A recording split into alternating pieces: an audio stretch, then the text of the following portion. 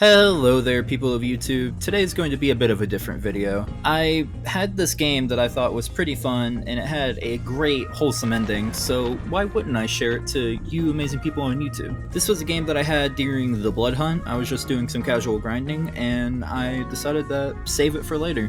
At the time, my microphone was broken, so it wasn't like I was recording anything live anyways. But we're not worried about that, we got that all resolved. I had already tried to record this video, like just a second ago, but my microphone was still being a little weird and had a lot of popping. Hopefully it doesn't pop nearly as much during this recording, but hey, you never know. With my luck, it's popping every other word. Alright, here we are loading up into Torment Creek. As you can see, it's already off to a great start. Our ruin is in a terrible spot.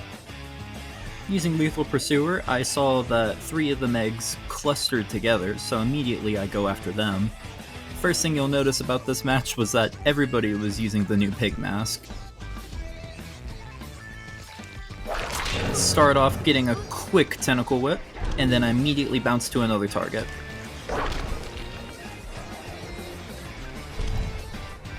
She throws down the pallet, which is like the worst possible thing you can do against a Nemesis, so I get a free infection on her, and then I come back to chasing this one.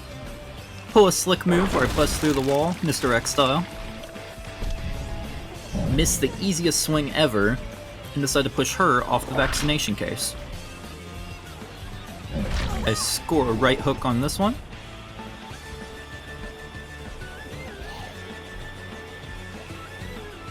And she ends up running in the walls, not knowing where she's going, so I put her down. Got her first hook right as the first gen popped. I see where they are with barbecue. You'll notice that I'm using coup de grace this match, which is a very uncommon perk. I like to run coup de grace as my wild card on Nemesis because he is very good at saving the stacks, and it can really come in handy for catching people off guard. Speaking of catching people off guard, this Meg thinks she's so safe with her sprint burst. I get an easy infection on her. Both of my zombies are in the immediate area, but you'll notice that neither of them are doing anything useful. That's a very common thing when it comes to playing Nemesis. I have one hooked and this one chased, so I feel pretty comfortable to just keep chasing. I wouldn't be losing too much time. Get a free easy hit on the window vault, and then I end up sinking myself, hole in one. I chase her right around here, and get her down on the ground just like that. Quick tip with Nemesis, don't always use your tentacle to break pallets. If you're right up against the pallet, you end up saving time just breaking it normally. I get my second stack of coup de grace, and also my second stack of barbecue and chili. And then get back to work chasing. And right here, I get corn visioned like no tomorrow. Like, start the chase, instantly done with the chase. It's not the last time I'll have corn vision kind of messing around with me. I start chase back up with Meg, and here's a quick do not do this with Nemesis. Oh wait, I lied, that's coming up later. Do this with Nemesis. Infection. Get my tier 3 tentacle, I'm now at my most powerful form. Decide to keep chasing here. Something you don't want to do with Nemi is what I did just now. I pulled out the tentacle really early, but she ran into some map terrain, so that still let me score the hit. And then right about here, I thought I had tier 3 coup de grace, and ended up missing my long lunge. But my tentacle let me make up for it. I get the obsession hooked up. I check that way to see if I can spot the 4th one, but I didn't. So I get back to chasing these 2.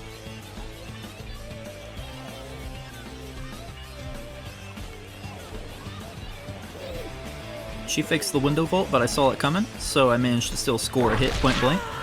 She takes the vault. And then, honestly, I don't understand how I missed that swing right there. Like, it must have been frame perfect dodge. I end up going this way, running into another one who was just trying to hide.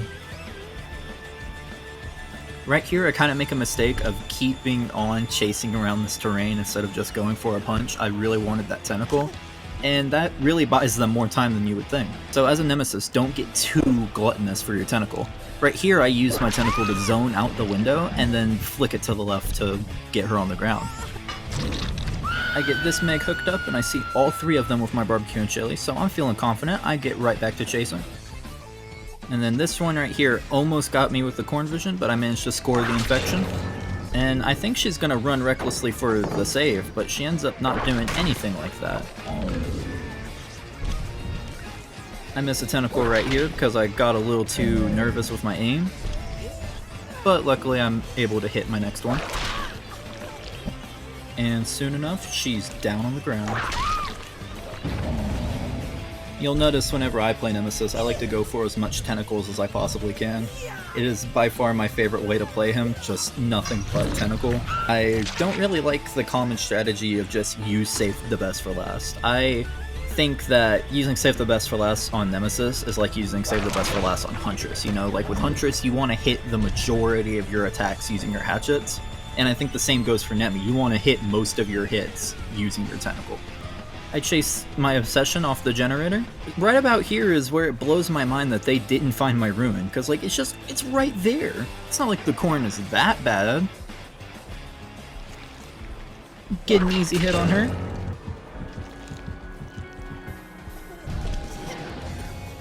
Get the close-up attack to save my stack. And then, kind of blunder, I waited too long to use my tentacle when I really could have ended the chase right there. Coming up here pretty soon, you're going to see a really cool trick. I call this the strafe tech. Just watch what happens.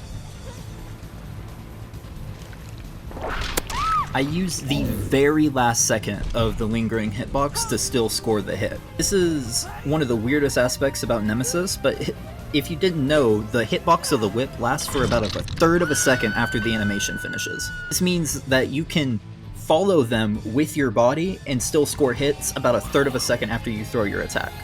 I saw that one of them had touched the generator, and now it's regressing, and I'm thinking, they must have gone to the locker. And I was right. You would think right about now the zombie would do something for me, but it doesn't, because that's the life of a Nemi player. And then right here, I should have honestly just gone for a regular punch, but I got too greedy. Thankfully, she made a misplay trying to go for the window, and I used all 6 of my meters to land a hit. And then this Meg right here, she's a W-holding gamer. She really knows how to handle Nemesis. But what she doesn't know is that I have a really long fist. I would have totally gotten screwed over by Corn Vision on that swing, but thankfully coup de grace gave me enough range to compensate. I get her infected point blank right here, then I pull off some really clean tentacle plays. This is like ideal Nemesis. Whip her before she can use the pallet, she's panicking, runs face first into a wall, and then I use my tentacle to zone her away from the window, and then flick her over there. So now we have another one biting the dust. I see that my zombie is pointing one direction, so I decide to follow it. And I'm not sure how the zombie noticed them from all the way over here, but they did. And it let me find both of them. Right here, you're gonna see something very unfortunate. Score the hit, she goes to take the window, and combo. So now that we're coming close to the conclusion of this match, I have this one dead on hook.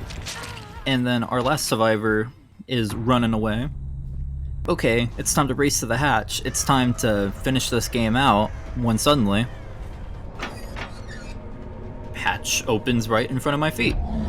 So I decide it's time to have a nice moment. You know, survivors get to do all the Snoot moving. Now it's my turn. Killers get to boot the Snoot for once. And that's exactly what happens here. I'll let the rest of the clip play out.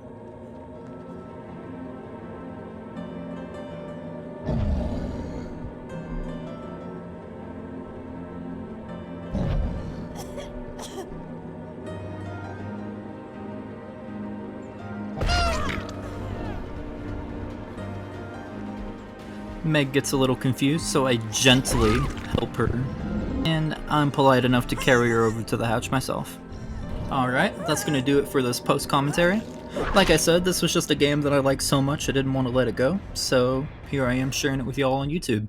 Let me know what you think of the post-commentary type videos. So anyways, I have been Gander. It has been so nice sharing this video with all of you. Be sure to like, comment, and subscribe, you know, all that YouTuber stuff. And yeah, that's about all I got.